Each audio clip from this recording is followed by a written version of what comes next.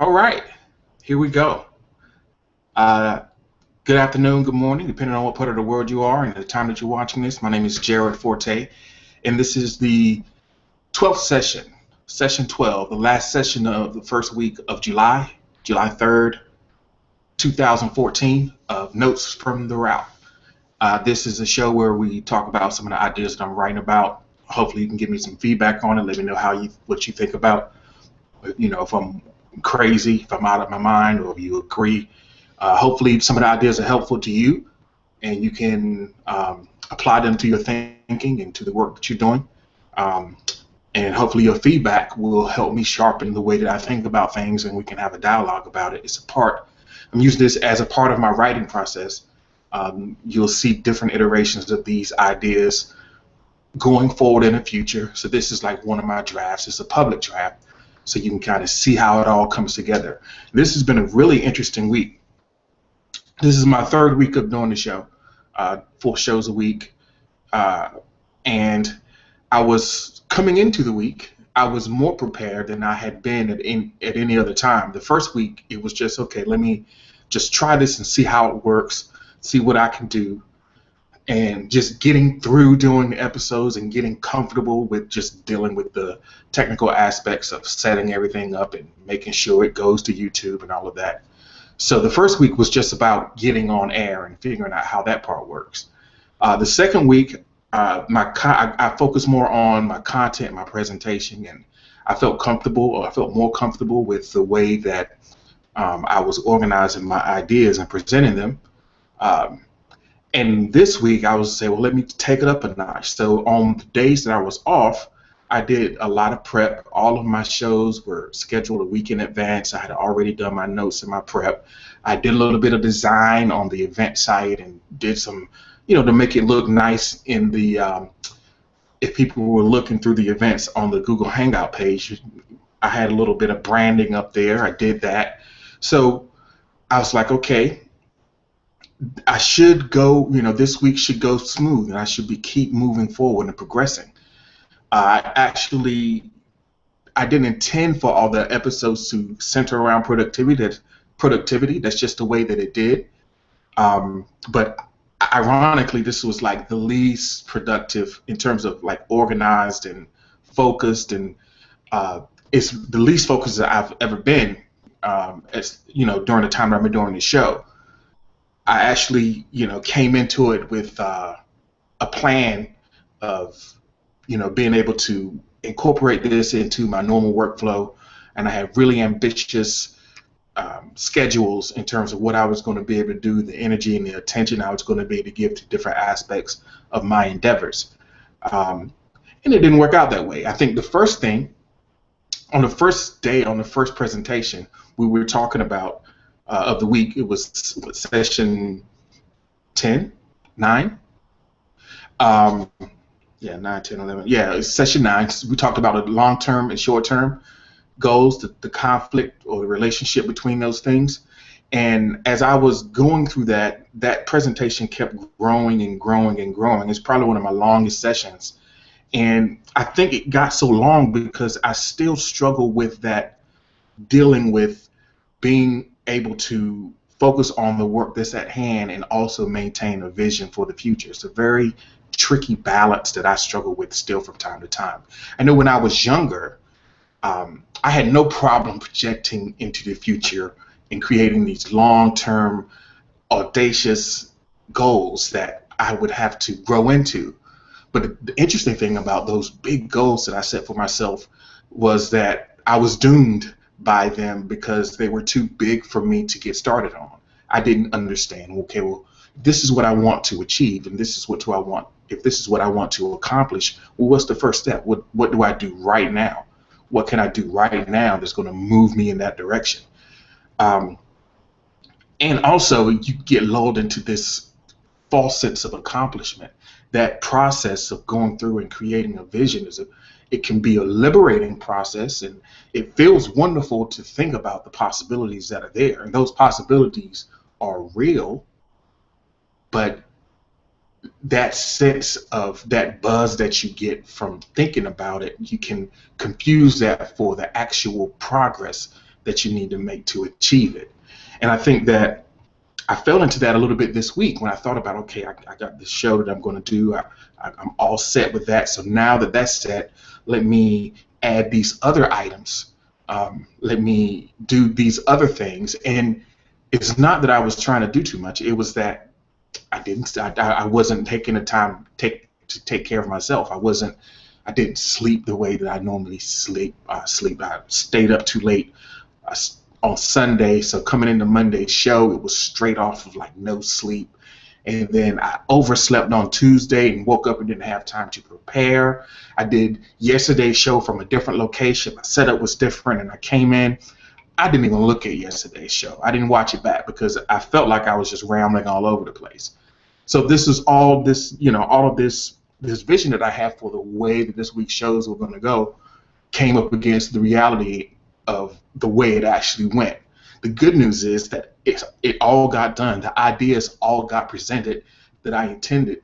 It might not have been as pretty and smooth as I would have liked for it to have been, but it did get done. So the short-term objective of every day continuing to work through the ideas, it happened.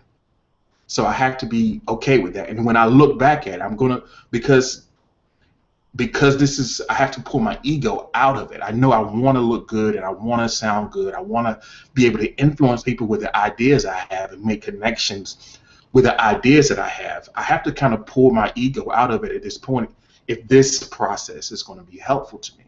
If this process is going to be what I claim it's going to be, and if it's not just some trip for me to try to show how cool I am, if it really is supposed to be a conversation, then I really have to allow those rough presentations to go out into the world and to get the feedback on them. I just have to include that as a part of the process. And I've listened to people. I listened to an interesting conversation with Joanna Penn.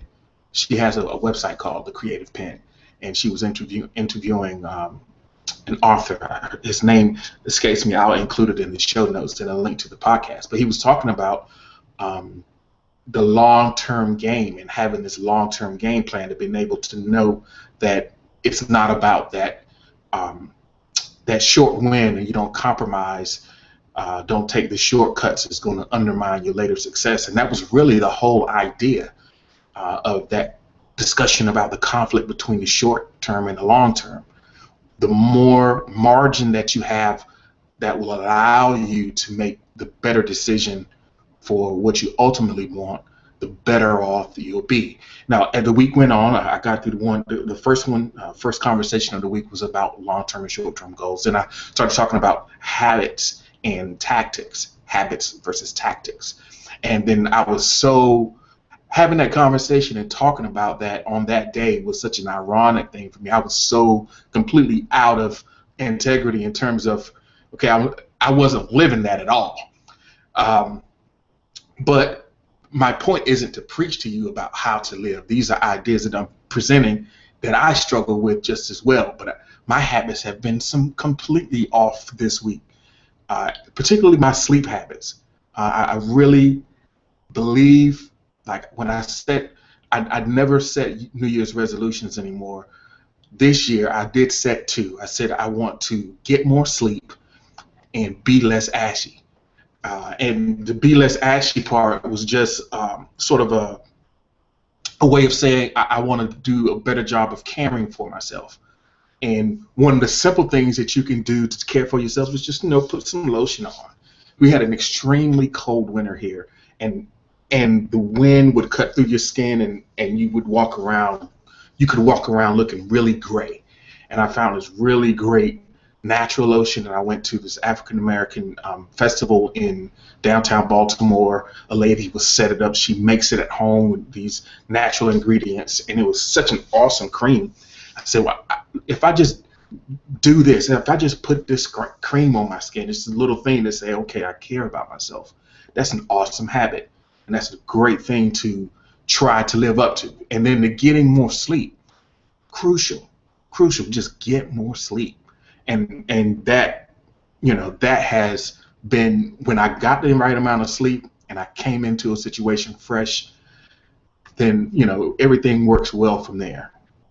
When I don't get the sleep, I don't have the same ability to react to the stress of the activities that are involved. So, talked about habits and tactics and the importance of building the habit base. And as off as I was in terms of preparing myself and putting myself in the position to win and to perform at the level that I would like to have performed, the habit of showing up and performing is still intact. So I still see that unbroken chain of showing up. I still feel that foundation of production and that foundation of being present. I still see that there. So that's good.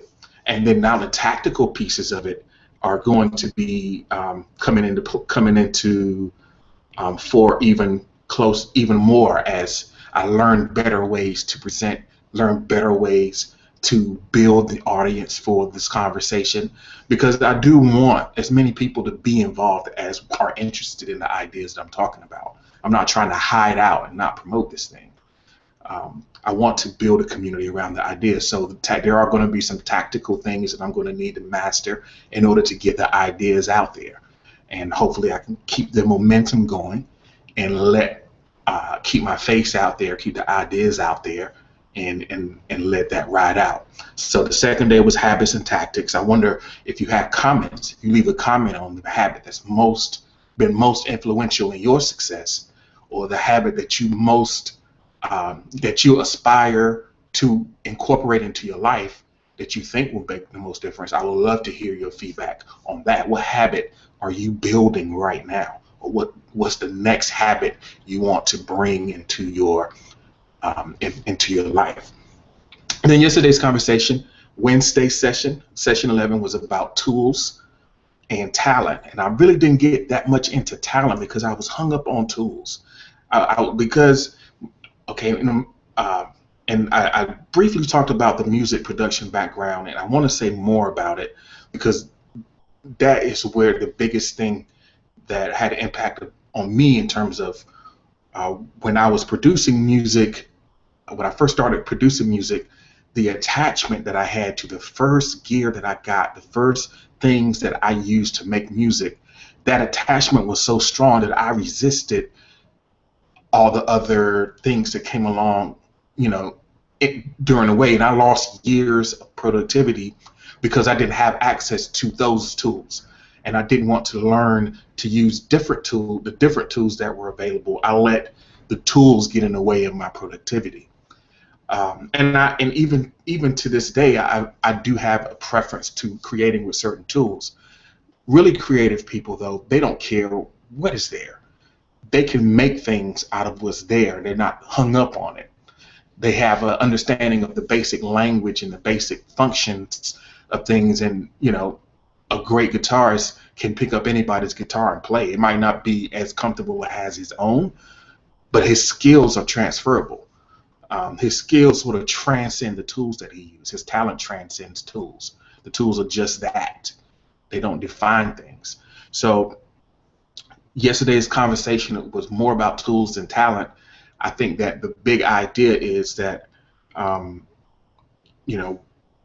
me, it seems like once a year I get caught up in, let me see what news out there, and then I will spend days fantasizing about if I could get my hands on this thing, then it's going to make all the difference. Then my game is just going to be so tight because I have this thing. Well, really, yes, tools can enhance your creativity and ability in some cases, but if you don't have the ideas, then the tools aren't going to give them to you. So, but it's just fun. It's fun to believe that there's some magic out there.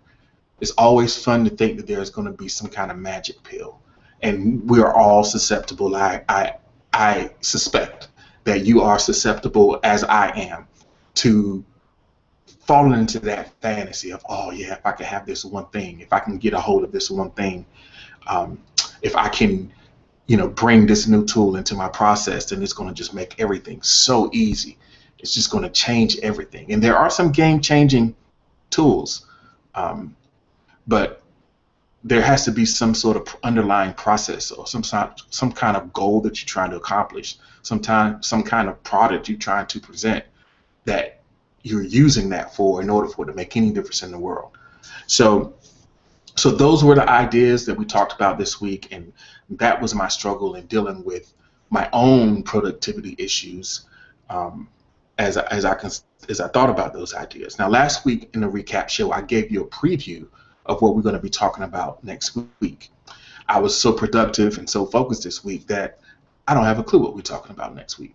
I don't have that preview ready for you.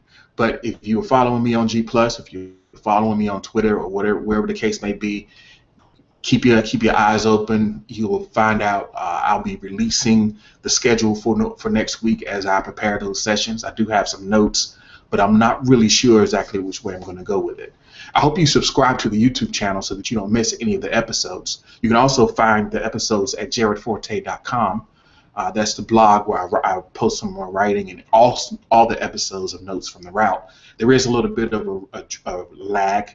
I don't post the live shows immediately because I have other content that goes in between there. So to get the latest shows, subscribe to the YouTube channel, and you can watch the same day that I make them. They go right on YouTube.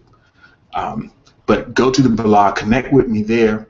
Get on the list, get on my subscribe to my mailing list, and then there's other ideas and stuff that I'll communicate just to sort of that inside group of people who really want to kind of dig in with me and extend this conversation beyond these hangouts and also Twitter.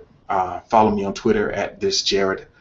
Those are all the ways to connect with me, and I hope you have a wonderful weekend. It's 4th of July weekend coming up as I'm recording this. I hope you have plenty of barbecue. I hope you get to see some fireworks if they're going on in your area. And I'll see you all next Monday. I'll see you Monday for Notes from the Route. It's Jared Forte. Have a good one.